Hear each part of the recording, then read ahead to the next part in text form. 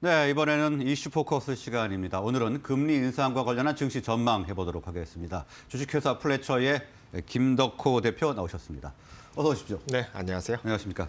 자, 한국은행이 기준금리를 인상을 했습니다. 예정된 행보라서 큰 충격은 없었던 것 같은데 올해 더 인상을 할까요? 어떻게 보고 계십니까?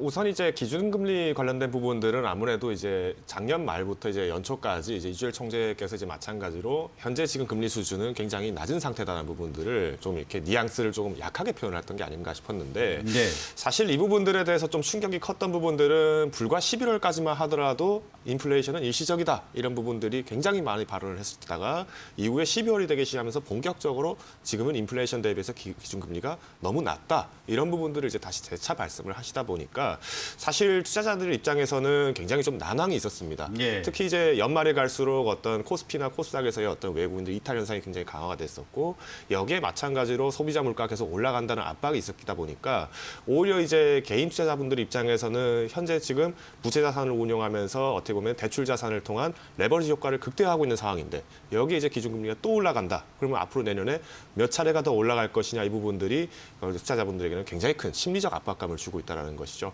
사실 기준금리 같은 경우에는 지난 금통위 때도 이미 한 차례 또 인상을 하게 되면서 이렇게 연일 이제 연속으로 계속 이렇게 상승을 하게 됐는데 네. 이 부분들이 지금 이제 자막에서 좀 설명드리는 것 같이 지난 2007년도 이후에 연속 인상은 14년 만이라고 합니다. 그러니까 네. 우리가 이제 금리가 인상된다는 부분들을 말씀드린다면은 항상 경기가 좋아지기 때문에 브레이크 역할을 해준다라고 많이 표현을 하는데 지금 경제가 좋냐 경기가 좋냐 이 두 가지를 물어보면은 답변이 약간 상이하게 나옵니다.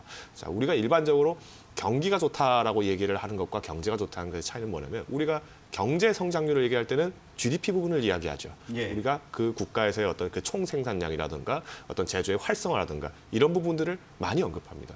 그런데 실제 이번에 소비자 물가를 비롯해서 제조업 물가라든가 이런 부분들이 연속해서 상승을 해보다 보니까 경제는 성장한 것처럼 보여지고 있다는 거죠. 예. 자, 그런데 반면에 이번에 미국에서도 마찬가지로 굉장히 조심스럽게 발표를 했던 부분들이 어떤 것이 있느냐? 바로 실업률입니다.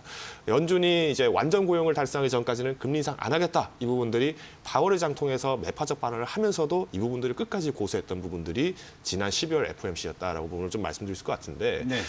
우리가 이제 금리 인상을 할 때 이제 가장 큰 촉발제가 되는 부분들은 첫 번째가 바로 이 GDP입니다. 즉 그래서 미국에서도 마찬가지로 경제 성장이 둔화될 것이다라고 판단이 된다면은 과감하게 금리를 인하시키고 또 여기에 또 물가 부분들이 너무 낮다. 너무 어떤 스태그플레이션 현상이 나타난다든가 아니면은 디플레이션 현상이 나타난다. 이런 경우에 또 다시 금리 정책을 조율하기 시작합니다. 그런데 오히려 이제 물가 부분은 많이 올랐는데 실업률이 그만큼 해소가 안 되다 보니 여기에 이제 금리 인상 시기를 조금 지연시켜 놨던 건데 다시 이제 파월 의장이 마찬가지로 금리 인상기에 대해서의 어떤 그 강한 카드를 계속 언급을 하다 보니까 한국은행 입장에서는 굉장히 난처한 겁니다. 우선 첫 번째로는 이제 우리가 대출이라고 하는 부분들이 가장 큰 대출이 아마 가계 대출이다 이렇게 하시는 분들도 많으시겠는데 사실은 기업 대출 부분들이 굉장히 큰 파이를 차지하고 있죠. 예. 그러다 보니까 이 포지션 때문에 해외 수출이 많은 국내 기업들의 특징상 환율에 대한 부분들이 굉장히 또 중요해질 수밖에 없습니다. 네. 환차익이 많이 나면은 수출엔 유리하지만은 오히려 수입을 하게 됐을 때는 굉장한 타격이 커지게 되죠. 그러다 보니까 기업들의 어떤 그 보호 정책으로서도 환율 부분을 봐야 될 것이고 그리고 국내에 있는 어떤 내수 경제 부분을 볼 때는 가계 대출이라든가 아니면은 투자 시장에 대한 그 거품을 조율하기 위한 부분에서 또 금리 인상에 대한 그 수준을 고려해야 되고 이 부분이 나오다 보니까 사실 연내에서는 두 차례에서 세 차례 정도 인상 가능성이 높다. 이런 부분들이 국내의 어떤 애널리스트 분들, 전문가분들의 어떤 동향인 것 같습니다. 일단 두세 차례 정도 더 인상할 가능성이 있다. 그렇죠. 이렇게 지금 보고 계시고요. 자, 이런 금리 인상기에 그러면 주목할 만한 변수나 전략이 있다면 좀 말씀을 해주시죠. 우선 이제 우리가 증시를 말씀드릴 때 아직까지 우리가 항상 봐야 될 부분들은 미국 시장의 그 동향들을 봐야 되는데 지금 네. 지난 이틀 전에 이제 미국 증시가 마찬가지로 새벽에 굉장히 큰 충격이 한 번 있었었죠. 아무래도 국채금리 부분들을 좀 말씀을 드릴 것 같은데 네. 이번에 국채금리가 이제 1.9%를 또 돌파를 했다가 지금 오늘 새벽에는 좀 후퇴를 잠깐 했었습니다. 그러다 보니까 오히려 이제 미국 3대 지수 같은 경우에 실적주 중심으로 좀 상승은 이루어졌지만은 여전히 금리 인상이 계속 꾸준한 그 어떤 추세가 이루어지다 보니까 증시가 조금 하락 전환을 하지 않았나 이렇게 해석을 하고 있는데요. 결국은 이제 금리가 인상이 된다라고 하면은 주식 시장도 부정적, 채권 시장도 단기적으로는 부정적입니다. 자, 그런데 제가 주식 시장, 채권 시장이 단기적으로 부정적이다라고 말씀드린 그 원인이 무엇이냐면은 과거에 우리가 2007년도 그리고 2009년도 이후에 이전에 FOMC도 마찬가지로 금리 인상을 했을 때부터 그 추세들을 한번 살펴보시면 아시겠지만은 금리 인상한다. 이렇게 얘기했을 때는 투자 시장에서는 먼저 그 심리가 선반영됩니다. 그러다 보니까 마찬가지로 어떤 그 심리 때문에 주가가 단기적으로 좀 과대 낙폭을 보이는 부분이 있지만 우리가 앞서서 말씀드린 것처럼 금리 인상을 한다는 것은 경제 정상화에 이어서 경기 정상화도 이어지고 있는 부분이기 때문에 정상적인 어떤 물류 유통이라든가 이런 부분이 원활해지기 시작합니다. 그러면 제조업들 입장에서는 그간에 제조를 하는데 들어갔던 제조 물가들, 우리가 PMI 지수라든가 PPI 지수 이런 부분들을 많이 말씀드리는데 이 부분들이 과다하게 올라갔던 그 부분들의 거품이 빠지기 시작하면서 순이익 부분들이 굉장히 많이 발생합니다. 그래서 연말까지는 오히려 주식시장은 아직까지는 그래도 좀 긍정적으로 볼 수는 있다라고 좀 말씀드릴 수 있을 것 같고요.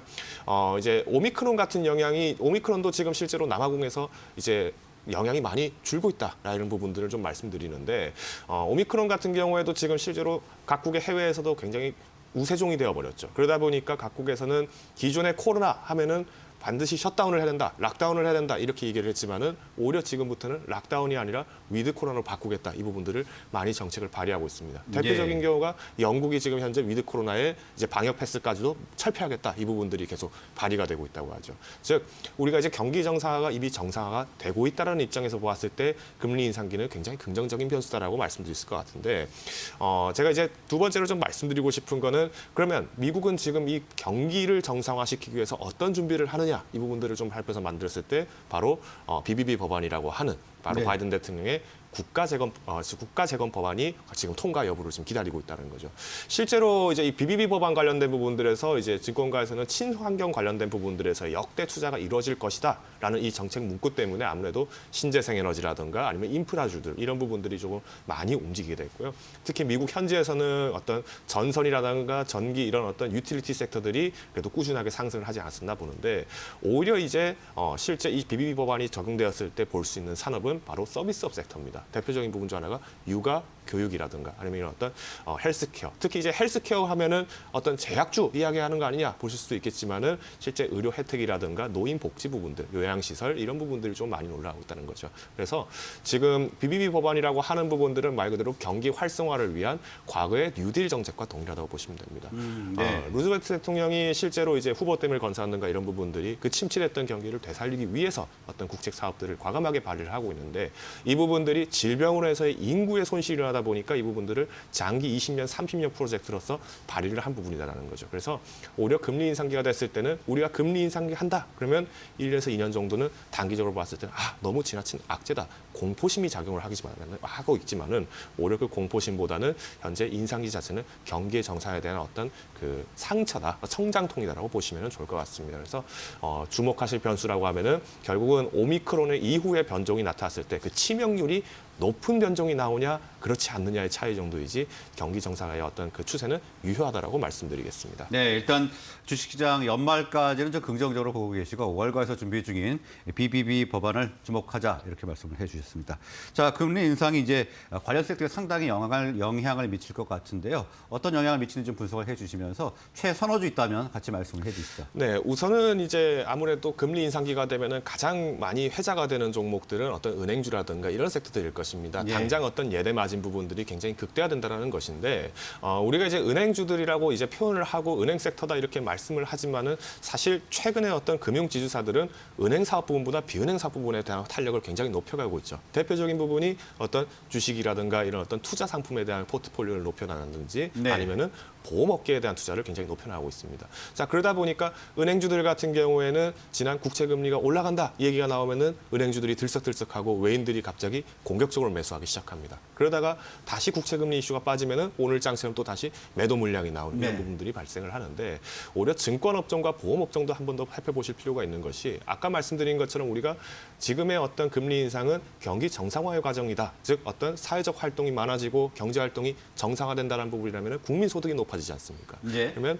우리가 과거에 코로나 사태로 인해서 실업률이 굉장히 높아졌는데 직장을 구하고 직업을 구하기 시작하면 첫 번째가 소비 활동이 먼저 일어납니다. 그리고 두 번째 저축을 하기 시작하고 세 번째 이후에 보험이라든가 투자라든가 이런 부분들을 다시 정상적으로 유효하기 시작합니다. 그러다 보니까 보험주들 같은 경우에는 손해보험사라든가 아니면은 생명보험사들 이 부분들을 좀 보실 때 손해보험사는 실비보험 관련된 부분들, 실손보험 관련된 부분들에서 그 마진율이 회복되면서 경기 정상에 따른 보험 재가입률에 대한 부분들이 회복될 것이라고 전망을 하고 있고요. 오히려 증권업종 같은 경우에는 단기적인 이슈로 인해서 어떤 그 차익 매물이 굉장히 많이 나오고 있습니다만은 증권업종도 증권사들도 마찬가지로 어떤 대주라든가 이런 부분들의 대출 상품들을 또 운영을 하고 있기 때문에 여기에 또 어떤 금리 수혜들을 반사적으로 해지를 한다라고 보시면 좋을 것 같습니다. 그래서 예. 현재 시점에서 아무래도 이제 은행주들이 워낙 높게 올라가다 보니까 은행주를 잡기가 조금 부담스럽다 하시는 분들이 계시다면은 오히려 보험주나 증권주를 보시더라도 조금 공격적인 매수보다는 분할매 전략으로 접근하시면 좋지 않을까 판단을 분할 하겠습니다. 매수요. 네. 그럼 방금 전에 말씀을 하신 업종 중에서 최애 종목이 있다면 좀 말씀을 해주시죠. 네, 오늘 좀 소개드리고 싶은 종목은 BNK 금융지주입니다. 네. 사실 이제 신한지주, KB금융지주, 하나금융지주 이런 어떤 대형 금융지주사들에 대한 부분들은 레포트가 워낙 많이 나오다 보니까 이 부분들을 좀 간략하게만 말씀드리겠고요.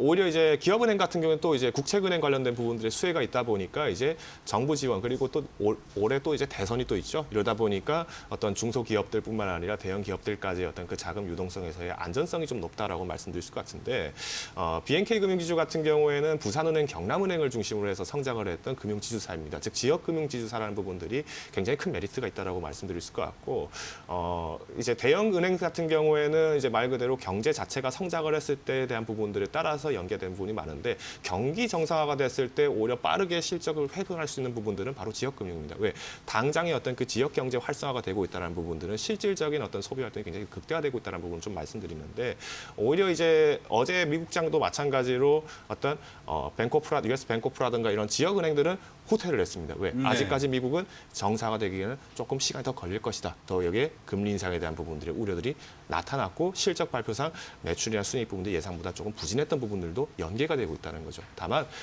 현재 이제 새롭게 뭔가 접근을 하시는 분들이 있으시다면은 오히려 이제 기존의 금융자들은 운용을 하시되 이런 어떤 지역 금융사들에 대한 부분들 투자 비중도 한번 살펴보시면 좋을 것 같습니다. 네, 오늘 BNK 금융지주까지 들어봤습니다. 오늘 말씀은 여기서 마무리하겠습니다. 고맙습니다.